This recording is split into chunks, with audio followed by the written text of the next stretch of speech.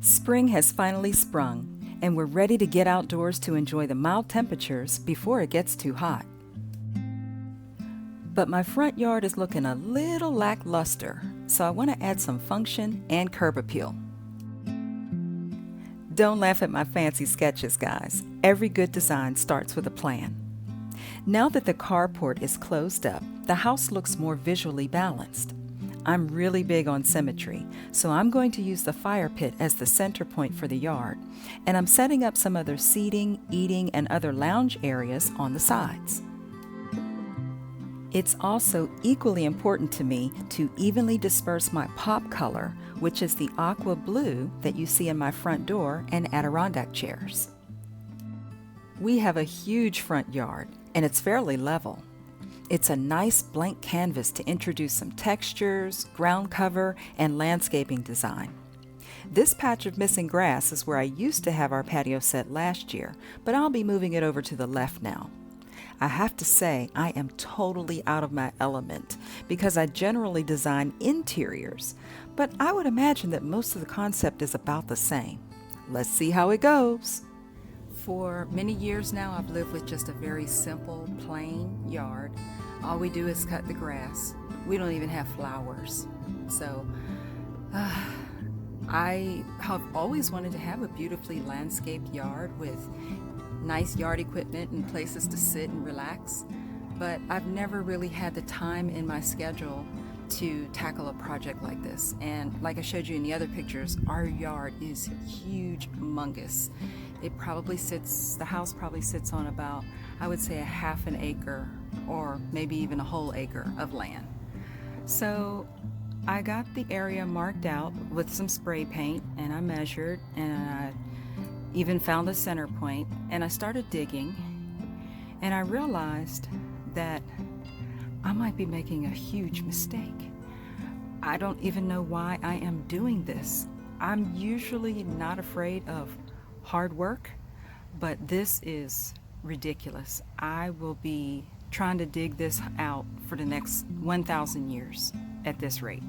So I'm going to look into getting a sod cutter rented from Home Depot or Lowe's and see if we can make this job a little easier and faster.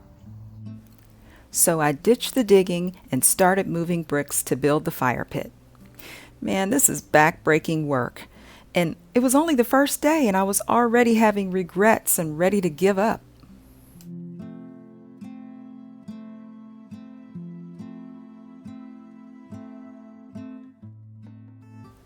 One more layer of bricks around the top, and that should do it.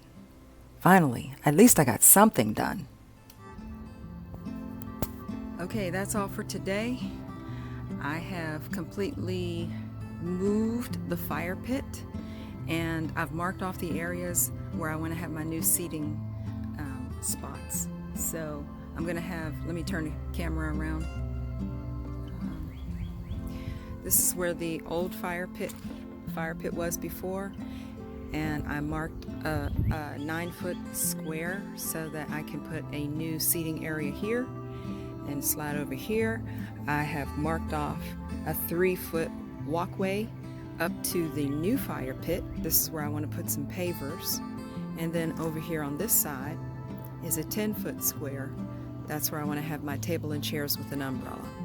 So the yard is perfectly balanced now with the house itself, and symmetry is very important to me, and that's why I had to come out here and get everything measured and get everything marked so that I know exactly where to dig on Monday when I rent a sod cutter.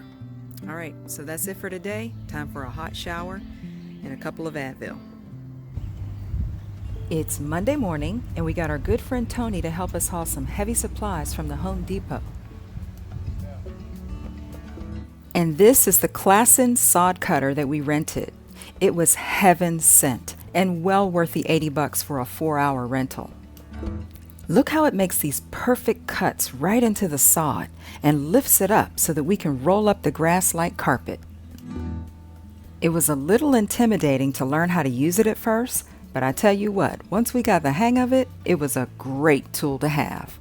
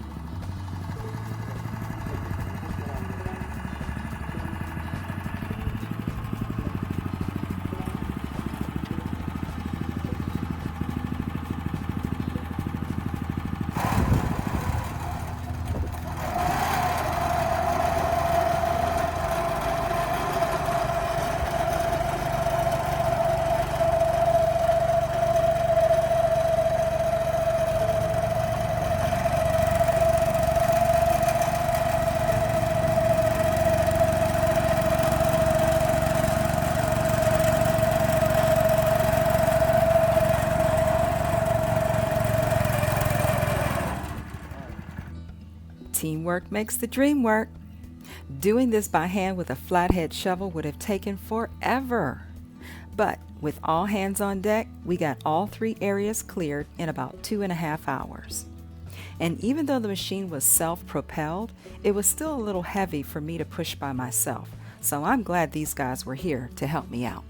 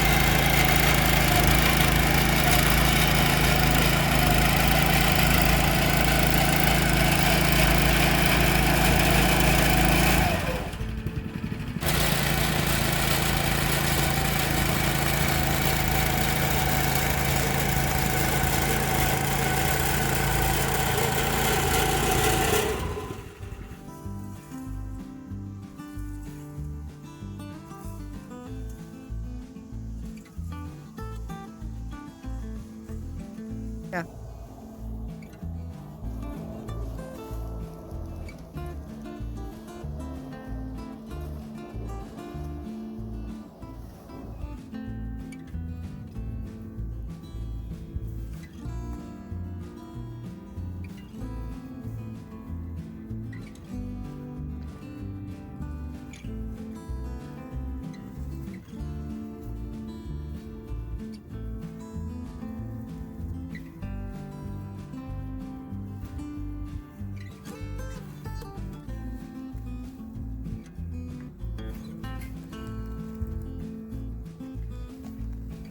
For the 2 big squares that we cut out, I plan to use these interlocking patio decking tiles.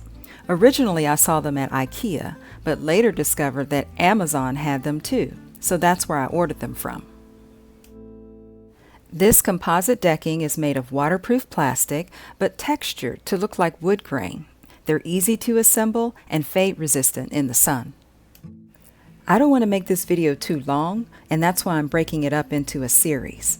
But come back next week so you can see all the mini projects inside of this big project to make our front yard into a little oasis.